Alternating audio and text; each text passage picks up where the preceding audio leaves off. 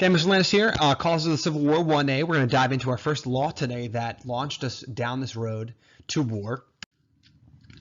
You may recall my wedge metaphor I've been using, right? When you split a log, the way to do that is you put a wedge in. What's the wedge that split America? If I could write on here, oh, I think I can. Slavery. Yes, the Civil War was caused by slavery, but that's a simplistic answer, we said. We're going to get specific about it. What event was hammering slavery as a divisive issue? Today is the first hammer bang, boom, and that is the Missouri Compromise, a law that was trying to solve a problem about a balance of power. So here's the big question. How did the Missouri Compromise attempt, but fail, we'll see, to keep the nation together? Oh, typo. To keep the nation together. To keep the nation together. Come on, Mr. Landis. See, even in distance learning, I make mistakes. We'll see Missouri was allowed in as a slave state, with Maine as a free state, which kept the balance of power in the Congress, and slavery was allowed below the Missouri Compromise all the way west. You're going to see and notice the issue is expansion. Is slavery allowed to expand west? Okay, so your Warmup Map challenge showed you this. One of the activities I asked you to think about was this map here. And the reason they were asking you questions, because you must remember, where is power in our government? Our power is in the Congress. Our power is in the Senate, okay, the House and the Representatives, okay. Well, clearly, if you look at your numbers of your electoral votes here, you add all these numbers up, clearly the North has the power, right, in the seats of the House. Look what it says. See, 140 seats in the House of Representatives. So let's say an issue of slavery came up. Who would win? The North, right? Okay. But we know that because the founders were not satisfied with that, the fear of always was of the big states, population states. We know the Senate allows equal power, right, for big and small states. Keep that in mind. So here's the issue in 1819.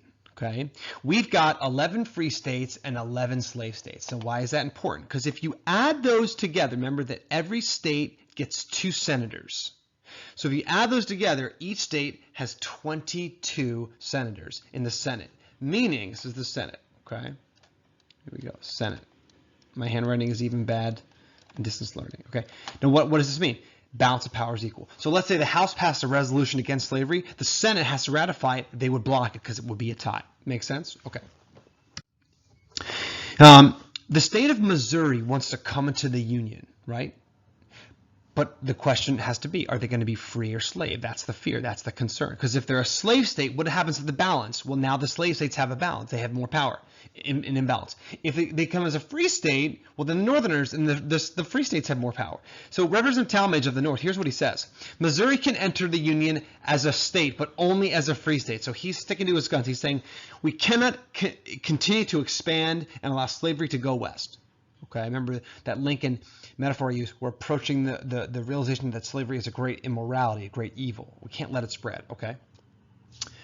Thomas Cobb, Georgia's representative, says this. He says, if you persist in demanding this, the Union will be dissolved.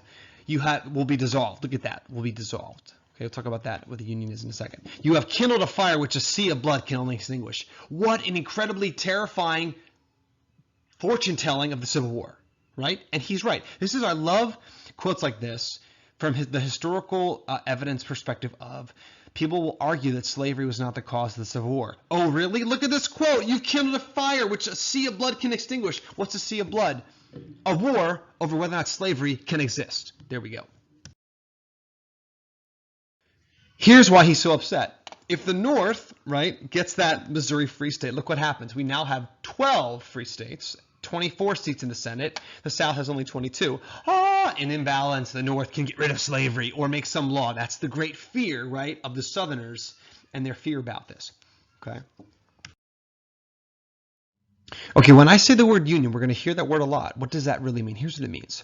The United States of America, right, our country, right, as established by the Constitution, right, we get that quote, in order to form a perfect union. Here's why that matters. If a state decides, like Cobb just threatened, to leave, right, and the union is dissolved, are we still a union? This is the problem Lincoln has to face. Okay, think union, one, right? If you have a unibrow, right, and you shave the middle, good idea, you now no longer have a unibrow. What if a country does that? What if a state leaves or they split in half? Are they still a country? That's a great question. So the word secede, you're going to hear a lot. Secession or to secede. What does that mean? It means to leave, the act of politically leaving a country, no longer making it a union.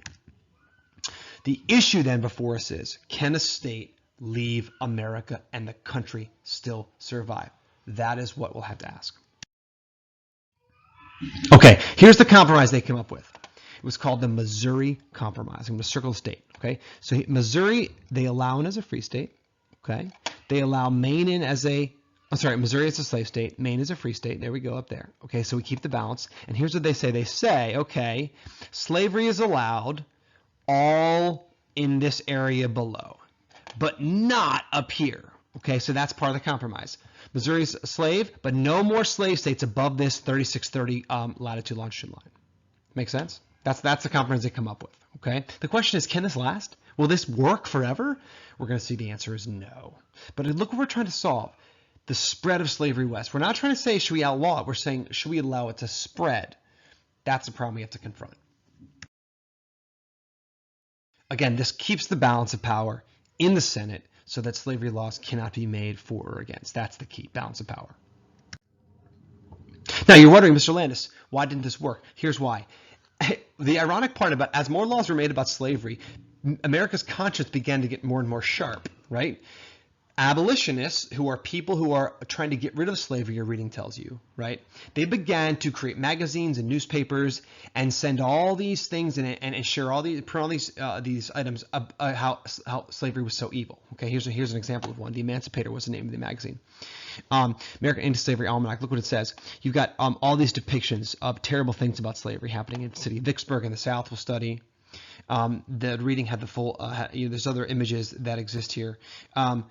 About the evils of slavery. People were printing, reading, spreading, discussing, meeting, organizing, all about this. And most importantly, they were submitting petitions to the government to address the issue of slavery, as they have a right to do in the Constitution. This is what led to the super famous Gag Rule that I had you read about. Okay, so here is an image here of the Gag Rule, including African Americans. We'll see. So abolitionists would submit tons of anti-slavery petitions. Remember, a petition is just a request. So like a group would submit a request. Here, we want this issue heard.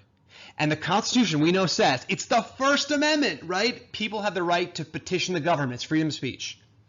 Okay. The problem is slavery was so hotly debated that it led to so much fighting and arguing, right? So much they couldn't get anything else done. So the House of Representatives passed a rule, an actual rule, 1836. It was known as the Gag Rule, okay, which said, right, all issues of slavery will be tabled, meaning not discussed. Now that, you're wondering, is completely against the Constitution. It is totally illegal. And there was one superhero, totally curmudgeon-y, terribly tempered dude, one of my favorite heroes of all time, the son of the president, John Adams. His name is John Quincy Adams. There he is. Look at that dude. He just looks upset. He was amazing. He became president for one term. He's the only president to ever then return to the Congress to serve. He served for his state of Massachusetts. He is incredible. Here's this great quote by him. Am I gagged or am I not? John Quincy Adams fought for almost 8 years against the Gag Rule until it was taken away in 1844. And he was, if you want a hero on your wall as a poster, okay, this guy is it. Why? Because he was the only person in the Congress at first who was saying this was illegal, fighting for freedom of speech. He wasn't yet an abolitionist, but he was saying, and he would use all these hilarious tricks. He would like say, I've got a petition here from someone from the state of Virginia, right? And so the Southerners would say, oh, okay. And then he would read it, and it would be like from like a group of slaves. And then like he's the first person to ever bring a petition from a group of slaves in the Congress, and people would like freak out. He would use all these little tricks to try and get around the Gag Rule, and he would fight it and fight it and fight it and fight it until finally 8 years of fighting, or 7 years, it was abolished. Amazing. He was fighting for freedom of speech. You can see how, like, why does this matter? This is how how much tension was around the issue of slavery that they banned the discussion of it. That is incredibly important for us to understand. There's your hero there fighting against the ban, saying no, the government must hear petitions, even if they're from slaves, even if they're from anyone. To not do so is illegal. So, our big question, how did the Missouri Compromise attempt but fail to keep the nation together? We allowed Maine as a free state, Missouri as a slave state. That kept the Senate balance of power, right? Okay, power in the Senate. Okay. It also allowed slavery. It said no slavery below, right? I'm sorry, no slavery above that line going all the way west. But as we saw, it also led to increased tension. the Gag Rule, right? The Senate fighting, the country fighting about it. And also, the issue that you're going to face now, you read about, is what if more states want to join the union? Can we keep this up? Can we always add a free state or a slave state? No. Because as I said in the reading, expansion causes problems. California wants to enter the country as a free state. Well, what the heck do we do now? How do we keep the balance? That is for part 1B. See you later.